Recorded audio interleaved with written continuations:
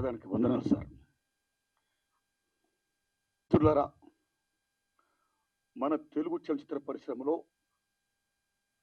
కస్తూరి శివరావు గారు ఎలా చూశాం, రేలింగ్ గారు ఎలా చూశాం, రమణారెడ్డి గారు ఎలా చూశాం, అల్లు రామలింగ గారు ఎలా చూశాం, పద్మనాభం రాజబాబు గారు ఎలా చూశాం, బ్రహ్మానందం గారు ఎలా చూస్తున్నాం.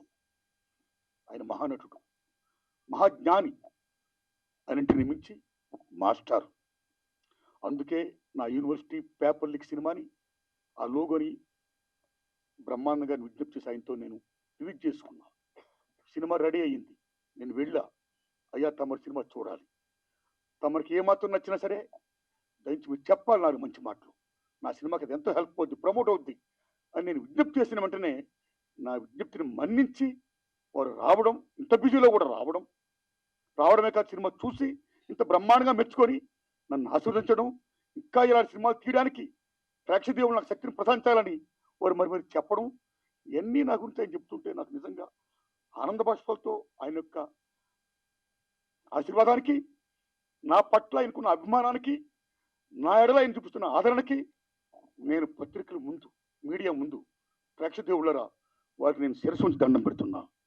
Thanks a lot sir. మిత్రులారా, యూనివర్సిటీ పేపర్ లీక్ ఈ సినిమా ఆగస్టు 22వ తారీఖు రిలీజ్ అవుతుందండి.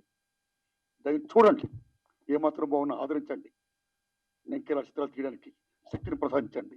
మీడియా మిత్రులు థ్యాంక్స్ ఎ లాట్. సతీష్ గారు థ్యాంక్స్ ఎ లాట్. మీ అందరికీ నా వందనాలు చెప్తున్నా, వేల వందనాలు, ధన్యవాదం సార్. ఒక్క విషయం, ఇవాళ నేను గొప్పవాడిని చెప్పడం కోసం చెప్తున్నాను. నేను ఎంత గొప్పవాడిని అంటే, ఇవాళ మా రెండో అబ్బాయి వెడ్డింగ్ యానివర్సరీ. ఇప్పుడు ఇంట్లో ఫంక్షన్ జరుగుతుంది. యానివర్సరీ వాళ్ళంతా బంధువులు అందరూ వస్తారు కదా, ఏదో దానికి నేను ఆలోచించింది ఏంటంటే, గొప్పవాడిని ఊరికే వ్యంగ్యంగా అన్నాను, నిజంగా అనుకునేది పంపదీసి. అలా కాదు, నేను ఇక్కడ వచ్చి నారాయణమూర్తి గారికి ఇచ్చిన మాట ప్రకారం 18వ తారీఖున నేను ఈ కార్యక్రమానికి రావాలి అనే ఐడియాతో నేను వచ్చాను.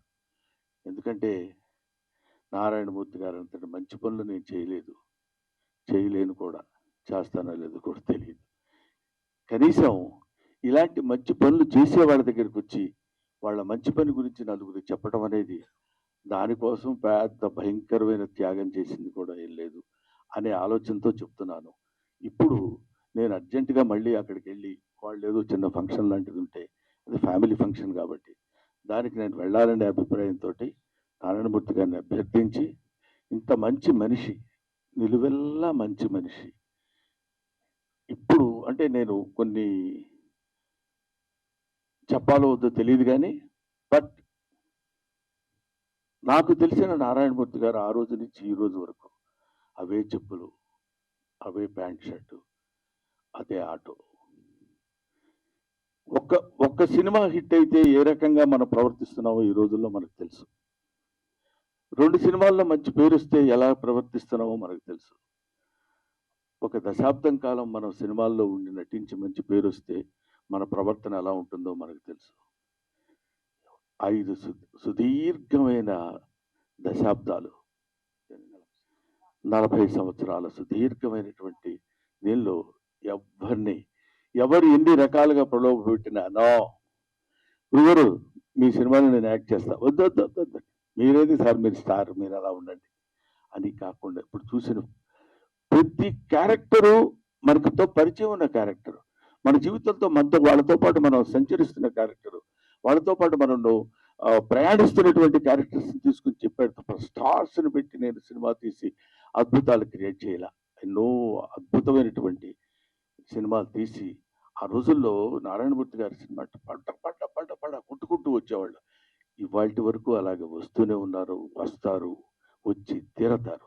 అలాంటి సినిమాలే నారాయణమూర్తి గారు చేస్తారు. Thank you very much my dear Narayanamurthy. ఎలా పెట్టారో పేరు, నాకు వెంకటేశ్వర స్వామి అంటే ఇష్టం, నారాయణమూర్తి అంటే ఇష్టం. ధన్యవాదాలు మీకు.